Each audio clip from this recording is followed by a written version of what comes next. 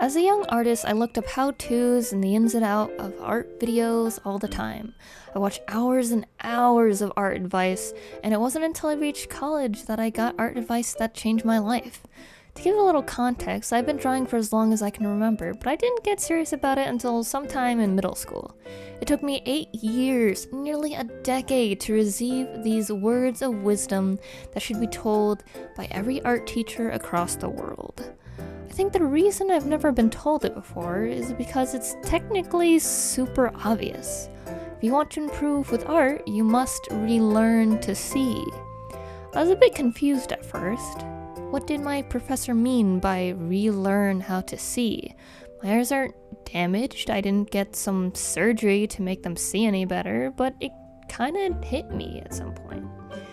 We use our eyes so much that we're used to seeing. At all times of the day, we are seeing so many shapes, colors, perspectives, lights, shadows, textures, opacities, all at the same time. Every second our eyes are open. We're taking in so much, but we're just going about our day casually. When you hear the word tree, what do you see in your head? When I was a little kid, I saw them like this. And then when I grew older, I realized trees have roots and branches. And when I grew a little older, I realized they aren't exactly straight, but the branches are random, sticking out every which way. And then I realized that the leaves follow these branches, and they grow in patches and not in one big mass. Then when I grew even older, I realized that trees have bark. Different trees have different kinds of bark, and the leaves have shapes. They're all different kinds of shapes. Depending on the tree, the leaves can be at different shades. The tree will grow in different shapes and heights. And even though I knew trees cast shadows, it wasn't until I was even older that I realized the sun peeks through the branches, that little patches of light shine through. This is what it means to relearn how to see.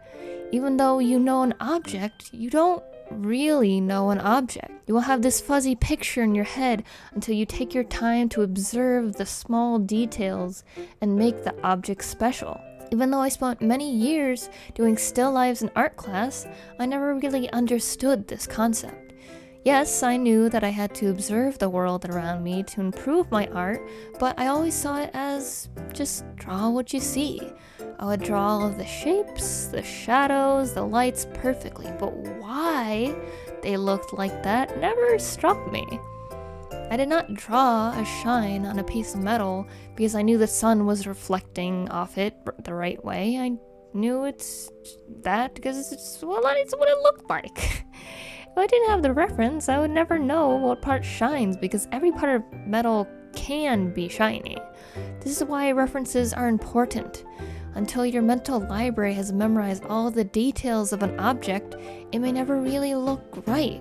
So when you're trying to learn to draw something, remember to look for the details you don't normally notice. Look for that texture, how light bounces off it. Discover those tiny little details that you never knew were there or forgot were there. Do you know how many years it took me to start drawing the seams on clothing? Way too long! Please don't ask. Thank you all for watching. I hope this advice helped you as much as it really helped me. I have more art advice and tutorials up if you want to check those out. If you want to ask me any questions, go ahead and leave a comment or check me out on any of my social media. Bye bye! Love you!